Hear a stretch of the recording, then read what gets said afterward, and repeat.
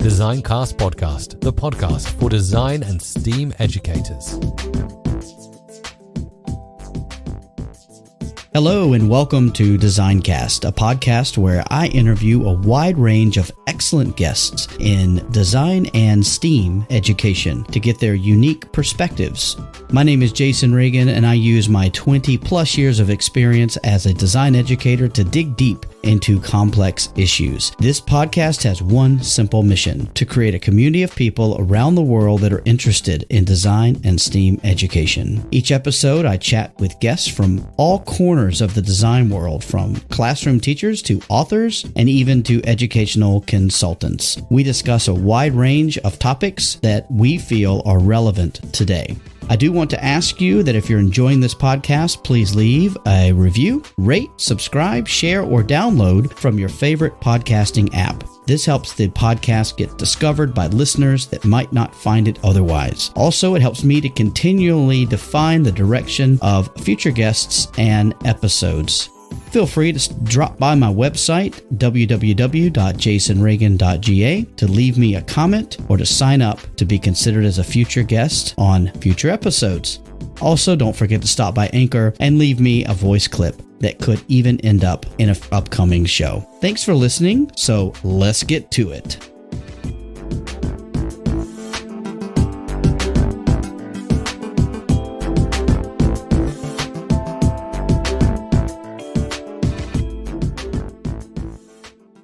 This podcast is a proud member of the Teach Better Podcast Network.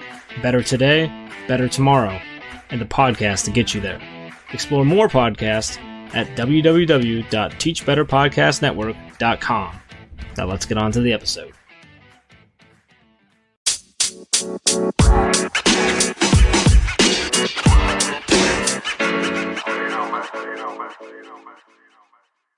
Welcome back to another episode of Designcast, and I am just absolutely over the moon to have Georgina Dean with me today. Georgina, how are you?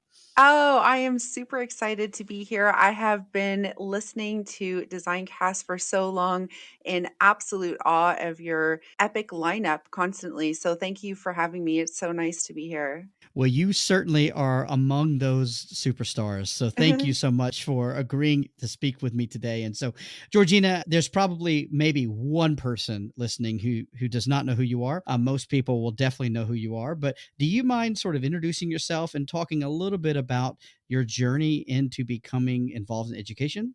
Yeah, with pleasure. So, thank you everybody for tuning in. Like Jason said, I'm Georgina and currently residing in England in the United Kingdom. And I work as Director of Learning Technology for a K-12 independent international boarding school here in England. So, really, really exciting to be helping them with their digital transformation, which I've been doing for a few years. But it's interesting you asked, how I got started in education, because it's definitely not the route that I started in. So shall I just dive straight in then and share? Please do. I know that everyone's here. They're not here to listen to me, Georgina. So they're not here for me. I disagree. You're super talented. Okay. So for where I started in education, so I basically graduated out of university as a French and music teacher, which probably many people in the profession don't actually know about me. So that's really cool to share on Designcast. So yeah, I play the flute and some piano, and any other music teachers who are listening in will know that you have to be able to play at least the basics on all of the instruments. So that's pretty cool. And then French is a second language. So I taught French immersion in elementary, primary. And when I graduated at a university, I had a dream to go and change the world. So I applied to teach overseas, and I'm really, really excited. I applied to a school in Russia, one in Australia, and one in Egypt. And I remember saying to my parents, I was like, whichever school calls me first, I'm going. And that's exactly what I did. So I got a call at the end of August after graduating, and I literally left a week later to go to Egypt in Cairo, where I taught for, a long time. So I started as a grade 1 French immersion teacher. But it's funny, because I don't know how familiar you are with the Canadian education system, but in Canada, you go through your education, like Bachelor of Education, according to where you want to teach. So whether that's in high school or whether that's in elementary, etc. So I'm actually certified as a high school teacher. But when I went to Egypt, the opening that they had was for grade 1. So I actually, my first day as an actual teacher was in a grade 1 classroom, and I'll never forget the day they sat on a carpet and there were chalkboards in the classrooms, a couple decades ago now. And yeah, I remember saying to my dad too, like before I left for Egypt, I was like, gosh, how am I going to teach little people, because you go through your Bachelor of Education and you do some placements. And so I was working with high school students, and I didn't really see myself as an elementary teacher at all. So it was quite the experience, traveling to another country on the other side of the world with another language and another culture, teaching for the very first time in a new country, but then also teaching an age group that you're not used to teaching. So it was full of really exciting challenges to kickstart my career. So that's where it all started anyway. Wow. I can hear you're still excited about it, actually. I Yes. can hear it in your voice, which is really amazing. And so you were in Egypt for a long time, and then where did you go from there? Yeah, so I basically was there, I think like 5 or 6 years. There was some turmoil. So we can say after the second revolution, I decided that I wanted a little bit of a break from that and a little bit of a change, I guess you could say. So I went to Mexico, back to the other side of the world, because Spanish is the third language that I teach. So I went to Monterrey, which actually borders close to Texas. It's not far from Texas. And I taught at an American school there. So I had experience in the Canadian curriculum, the British curriculum. And then when I went to Mexico, I had the chance to work at an American international school. So that was really, really cool. And so to be able to say you've worked across all the curriculums is quite unique too. So that was really fun. But, despite being there and really enjoying that experience, I still really missed Egypt. So I actually returned, believe it or not. And yeah, but it was great. I returned after 1 year there. Oh, actually, I want to say though, during my time in Mexico, that's where I really started to dive into digital technology, like ed tech education. So before that, the second school that I worked at in Egypt, they had some smart boards, but there was no there was no iPads or anything like that. So when I went to Mexico, all of a sudden I had like this little cart of iPads that was in my classroom, and I was introduced to Apple technology, and I was like, "Oh my goodness, this is like really big." And I was so excited, and I started diving in, and the IT teams there, they actually taught me how to, MDM manage my own Apple cart and my own apps that were going on them for students. Started diving into PBL, project-based learning, and I was like, wow, this is so cool. And the kids were like really engaged, and we did some amazing things. I think one of the first apps that really caught my attention for storytelling was Poplet. Do you remember back in the day? Have you heard of Poplet before? I have not heard of Poplet. Yeah, Can it's you tell like me more about it? I actually haven't used it recently, so I don't even know if it still exists. But back in the day, it's a little app. It's like blue with the icon with the letter P, and it's got little boxes that connect to each other. So a little bit like mind mapping, but inside those boxes, you can add images or text, or you can draw. So it allows students to not only like brainstorm, obviously, as I'm sure you can imagine, but it's also really good for storytelling, right? So like narratives after they've done some reading or they want to start some writing, they can map out their paragraphs, etc. So that was really cool. The kids really loved doing that. And yeah, when I went back to Cairo, I joined another British school there, and there was a little bit of tech but not too much.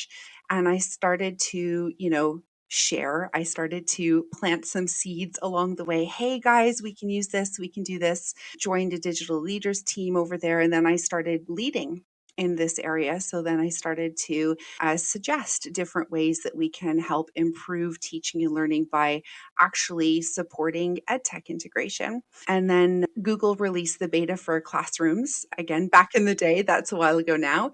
And I took it up and I said, I remember saying to like the leaders, hey, like, let's get on this. This could be really cool for allowing students to connect with material, like save paper, all those amazing things, right, that digital can help the environment with, as well as learning.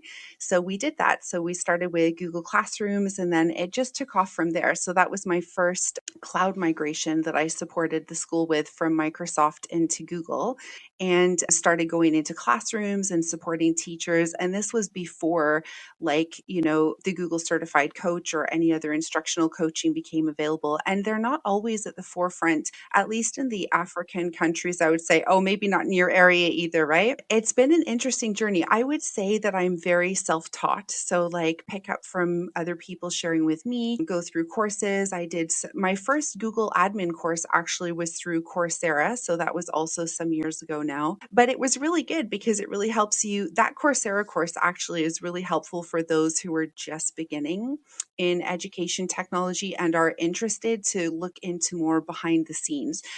Those educators and instructional coaches and TOSAs, I think they're called in North America, they all exist out there where people are doing a bit of training and or a bit of coaching, and they'd like, how does this work behind the scenes? Because, Jason, unlike our international schools, some countries have like districts or academies, etc., where there is a director who actually manages the back end, of a cloud solution for schools.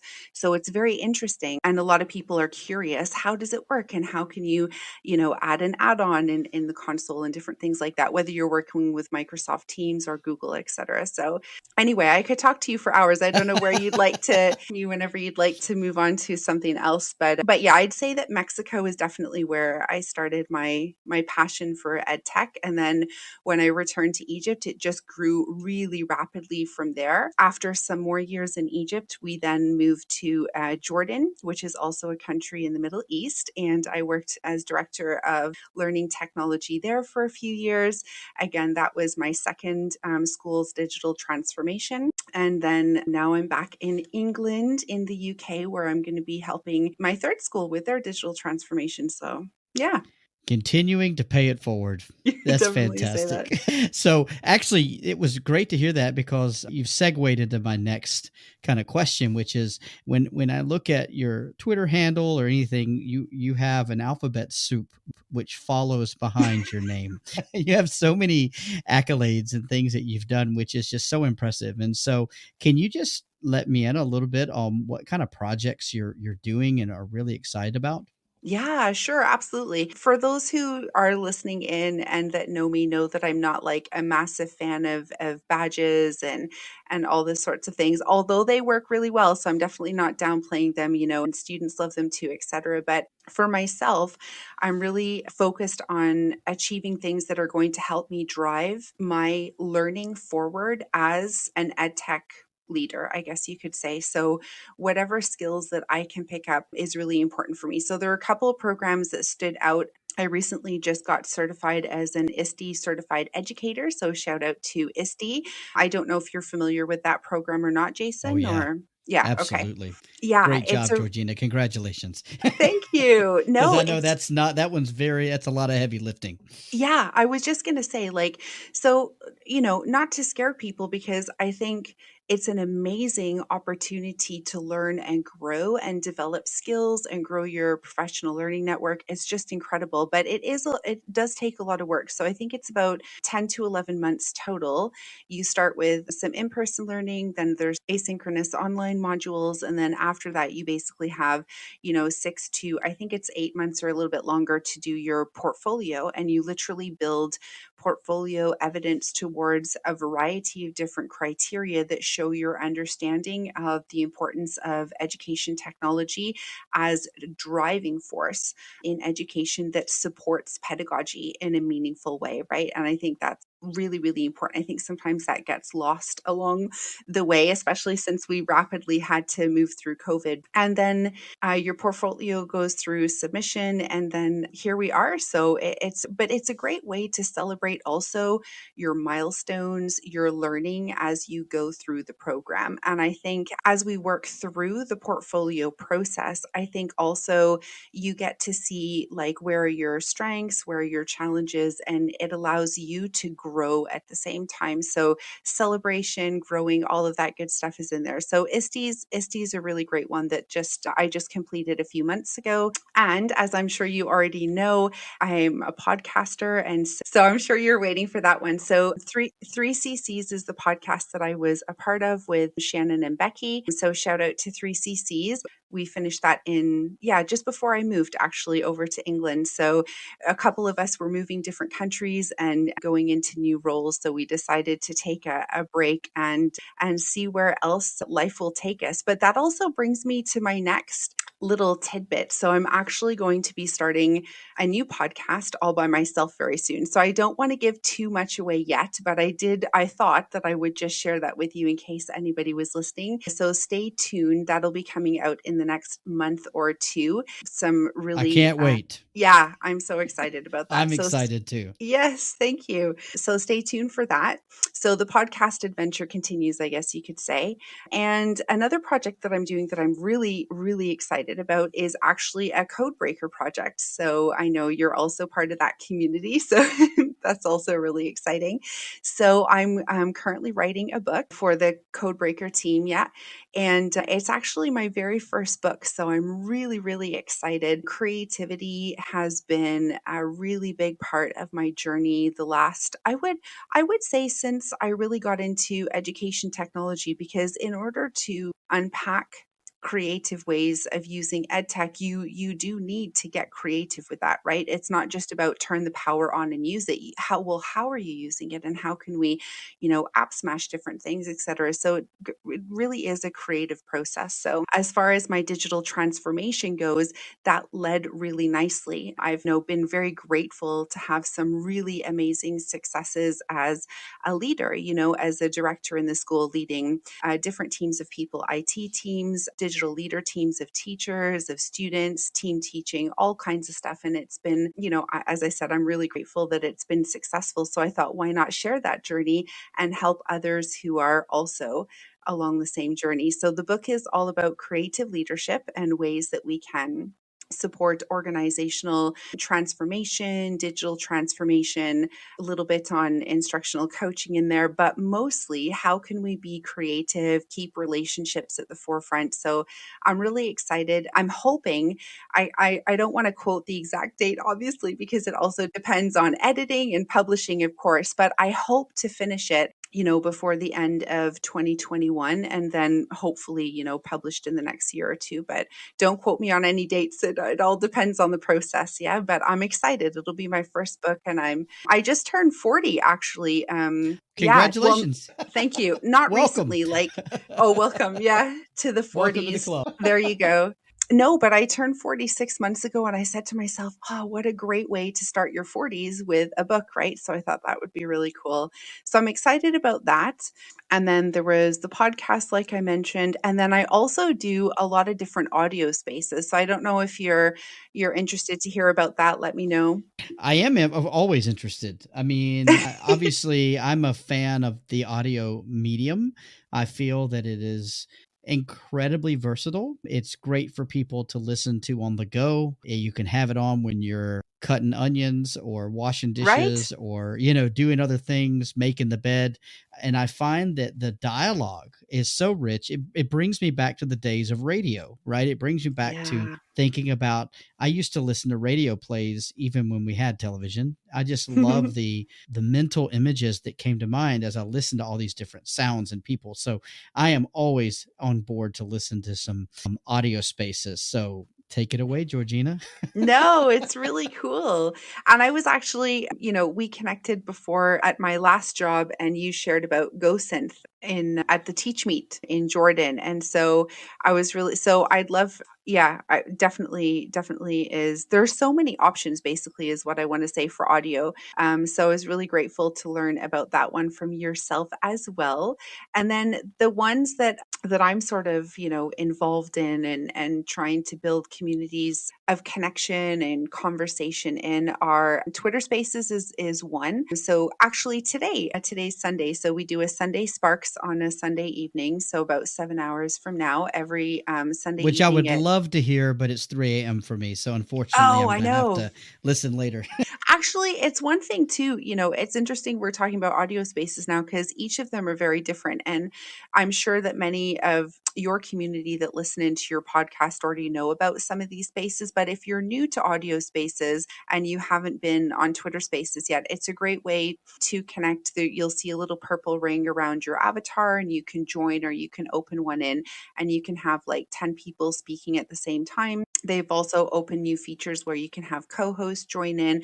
And there's also a new feature where you can raise your hand if you want to speak, although that's another conversation because I'm not a huge fan of that feature, particularly myself. But I do think it's really important because just like we're recording this podcast together today without video, I think that it's really awesome that we can have spaces where educators, leaders, etc., we can connect to share and we can learn from each other without having to worry about dressing up or, doing my hair and having my ring light on and all of this. So I think there's something really, really important. And I think if anything, COVID has taught us that, what do they call that now? Zoom fatigue, I think, and just general video fatigue for kids, right? And for educators. So I think it's important that we provide spaces of options. And, that's something that I'm going to be really big on because I also do some professional development and I lead training, et cetera, at the schools that I work in. And I want to provide options. So if people want to just join by audio, why not, right?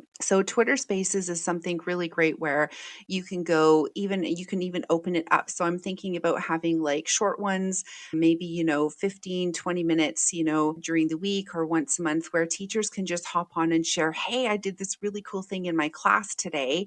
Check this out. Or here's a really cool resource that worked really well. Or, oh my goodness, we got this new technology and students were able to do X, Y, Z with it, and I just think sometimes we have like really quick, snappy shares. I think that an audio space could be a really great way to do that. Not to mention if you're a parent, and you want to go pick your kids up from, soccer practice after school, et cetera, but you still want to join professional development, you can, right? Because you can join listening in. So Twitter Spaces is really great for that. And also, I know because I had a few community members joining in on Twitter Spaces and they actually weren't able to unmute their microphone. So either they were on the bus or they were at a restaurant, and so maybe it's just not possible for them to speak, but they can listen. And so what's really been great with Twitter Spaces is that they can add a tweet underneath my post and share that way, even though they may not be able to speak. So I find that feature really awesome in Twitter Spaces. So if you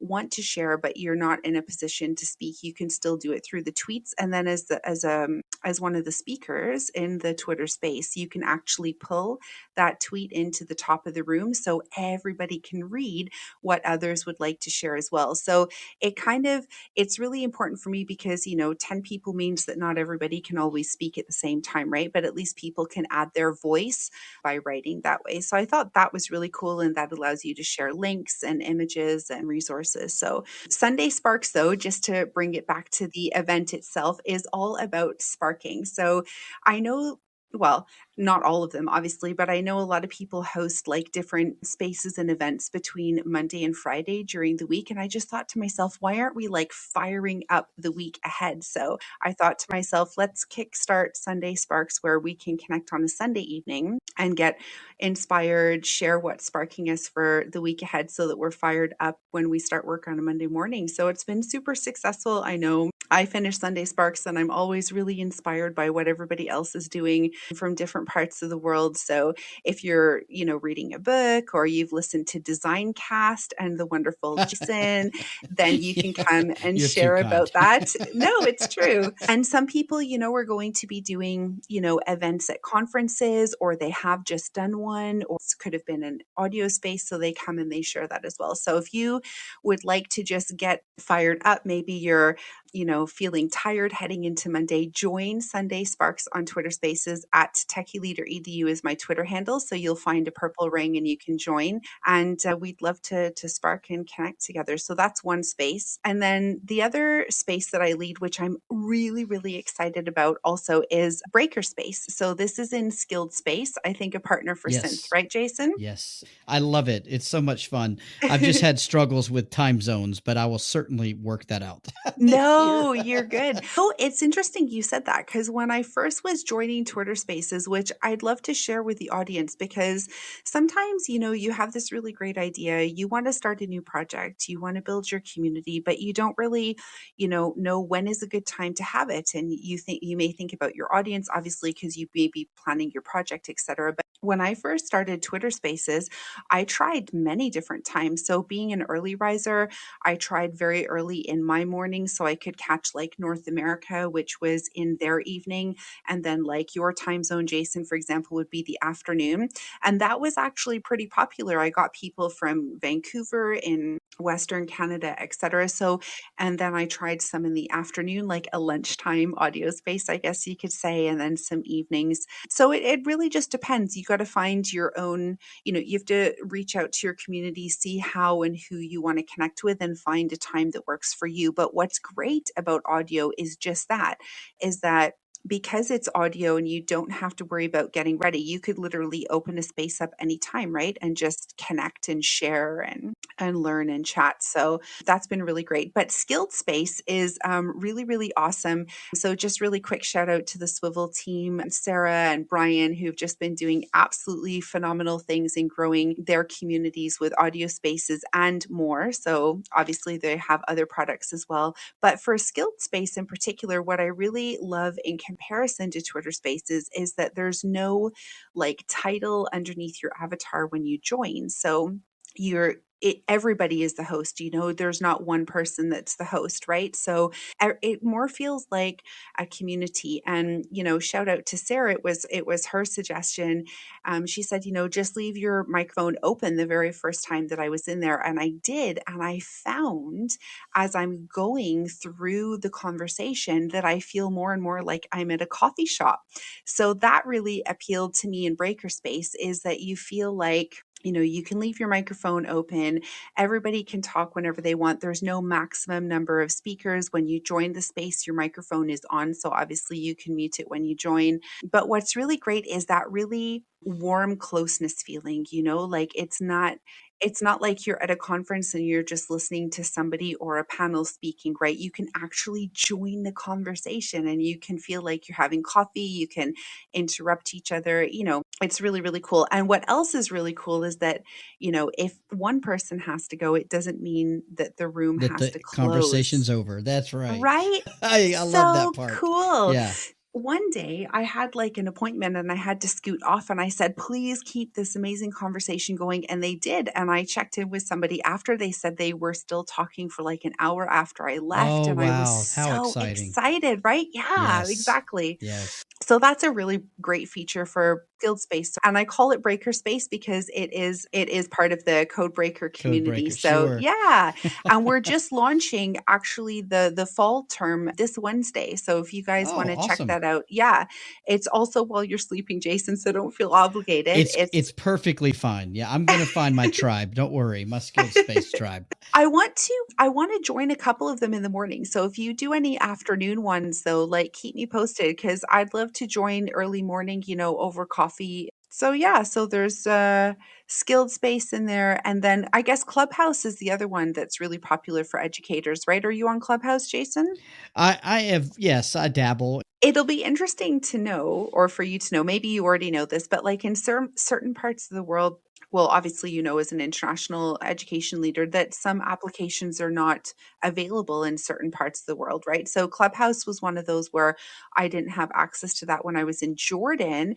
And now I have access now that I'm in England. So I'm also going to start to dabble a little bit. And I'm planning to open up more of like a space on coaching and leading and things like that, maybe on a Tuesday. So watch the Twitterverse space, I guess you could say. And then, yeah, I'm looking forward to dabbling in that. But I really, Jason, I really am, really falling in love with audio spaces more and more, Oh, man, I as love it. you can just be so yourself, and so, and conversations can be so meaningful when you feel at ease, and when you're, yeah, I can't find the words to describe just how awesome it is. But yeah, more and more they're growing on me. That's for sure. Yes. And I think at the time and space we're in, not only with COVID, but just what's going on in the world in the way of equality and acknowledgement of different people groups and whatnot. I feel Mm, like audio is the great equalizer because we're not going to come in with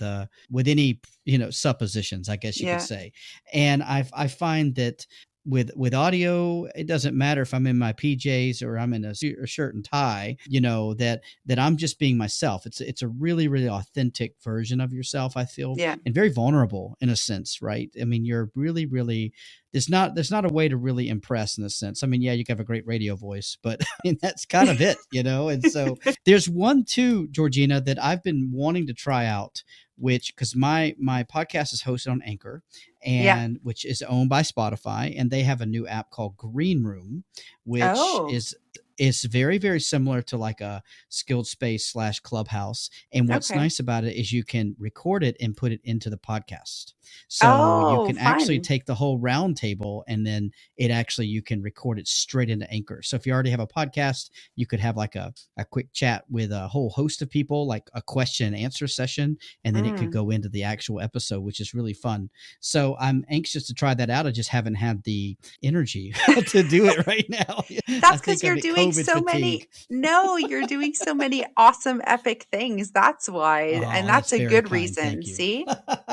I really do. I love the skilled space particularly as Yeah, well. And I think that I can see a lot of uses for that. Having a virtual staff room and all these different things, I think is really fun. And people, again, not having these coming in feeling really timid and worried about what people are going to think. that's And it. it's a chance to remove that wall, I guess you could say. And so, Georgina, that's awesome, man. We could talk all day about the audio spaces. I I know. know. You can hear me going off, right? Like, yeah, I okay. love it. No, I think it's great. I was hoping we could chat about that for a while. And so I do want to ask you, Georgina, what have been some of the challenges for you in your role or in some of these other Mm. things you're doing?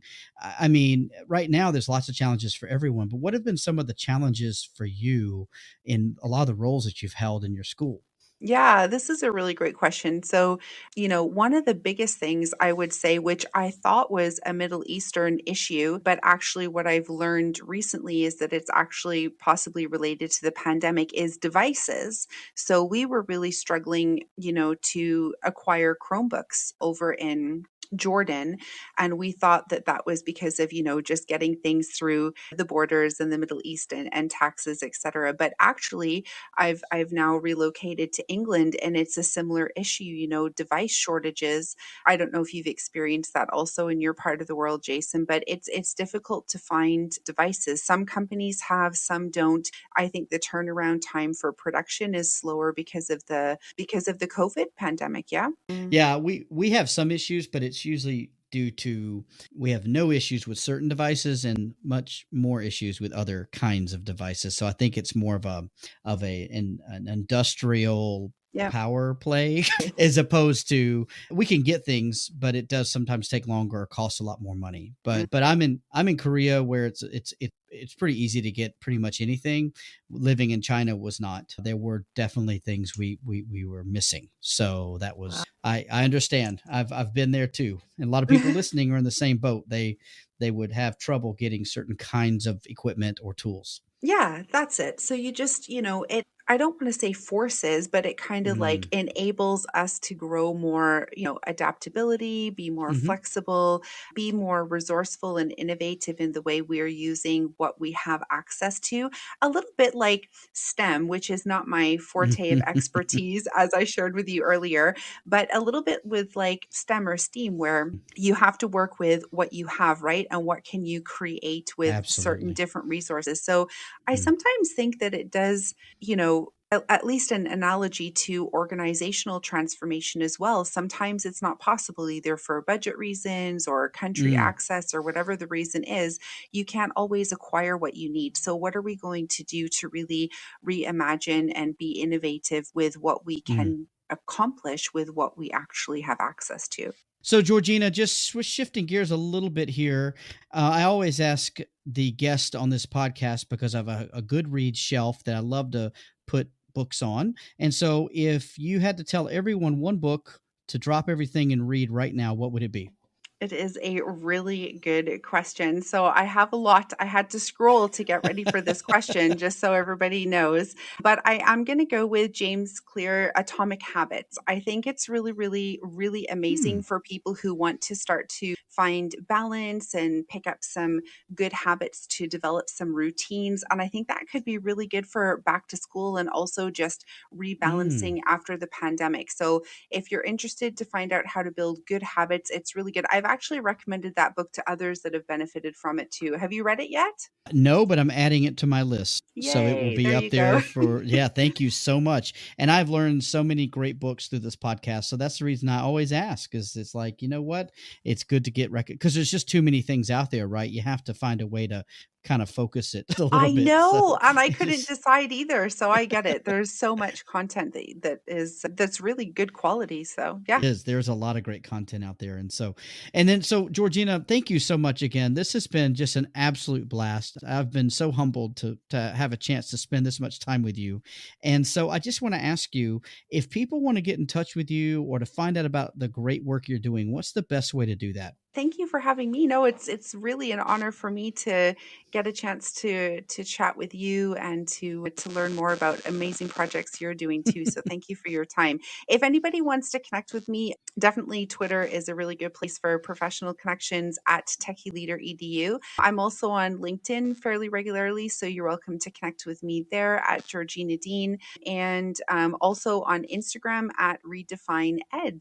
So yeah, three spaces. Your spaces are really fun, and I love to follow and just sort of watch what's happening with your life. It's been really a great journey, and so thank you for letting me be a part of that and to watch No, along with the crazy things that you're doing, which is awesome.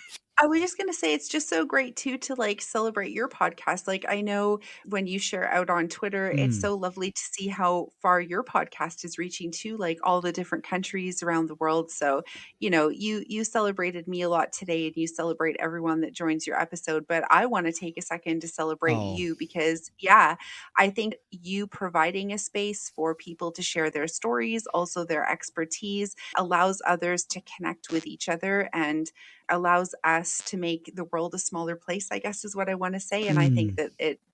that we need more of that. So thank you for you. Thank you. That is so kind. And I could not think of a better way to wrap things up. So, Georgina, I hope you have a great day. And I cannot wait to share this with everybody. So, thank you so much. And folks, stay tuned for Georgina's podcast coming up, hopefully, really soon. Thanks so much for having me, Jason.